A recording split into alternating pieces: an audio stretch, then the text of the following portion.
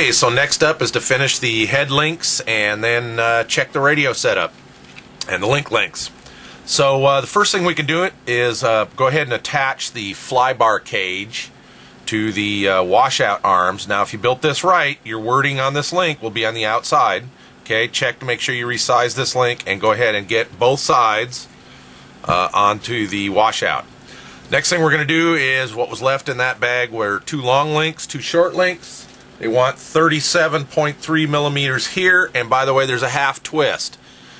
Wording on one side, wording on the other, okay? And then on the links for the blade grips, they want 1 millimeter wording on both sides. So get those made up, get them snapped on. The long links, of course, go from the swash up to the mixer arm. Now, let's actually show the mixer arm here. You want to make sure you don't have this flipped and the grip's on the wrong side of the head, okay? So this ball here goes to this ball on the seesaw. This inside ball here goes to the long link to the swash plate. Okay, so let's make sure we get that right where our grips aren't flipped or something. Alright, so let's go ahead and get all the links on. We'll come back, review, and check radio setup. By the way, here's a little tip to get the long links on these balls that are facing toward the head, because it's impossible to get them on in this position. So you don't want to put the short links on first. Put the long links on, and then I'll try to show this. What you want to do is, because the short links aren't, you can turn this ball, and you want this ball to be right in this area of the head. See that? So you can get ball link pliers and the link back in there. So to do that, what you do is get your link and go ahead and slide. Make sure you've got it down the fly bar cage because it's kind of hard to put in after. And then with that ball underneath that head, rotate that grip, and you can go ahead and you can get your ball link installation or removal pliers in there. It would help if I put them the right way, as you see.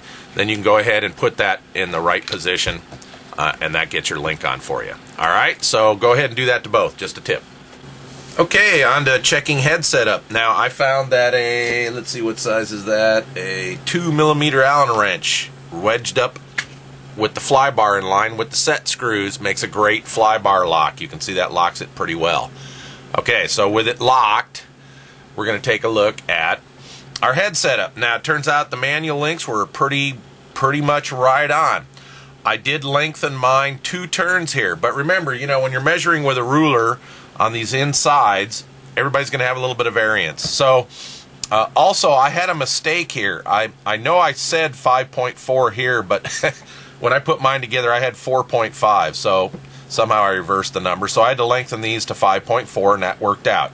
As you can see, and let me point out, we're at center stick, okay? I've got 50 in, 50 out on my radio, okay?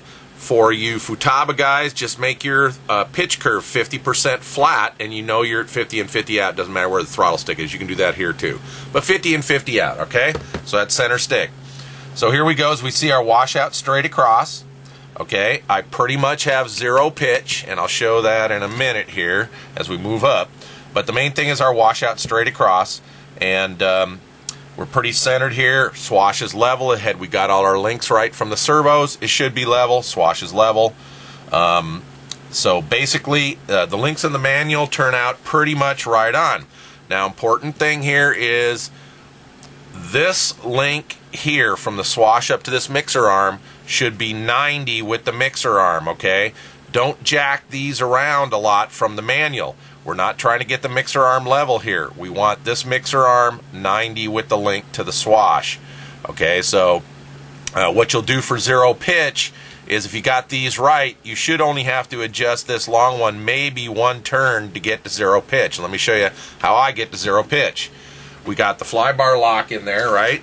Go ahead and take, I forget what size that is, and stick that in the blade grip hole. It's a nice tight fit. Look down the tool. Let me get this under the camera. Look down the tool and you will see that's right in line with the main shaft. Okay, so this is a good way to check 0 pitch without throwing your blades on and everything else and checking pitch. And of course, rotate the head, stick your tool in. Okay, now with my measurements that I just did right here, turned out I was 1 turn off on one of the long links. One blade grip was slightly off, okay? So this gets us 0 pitch, all right? So that's a good way to check for 0 pitch. Again, if you're not zero pitch, I recommend adjusting this long link, okay, not the short one.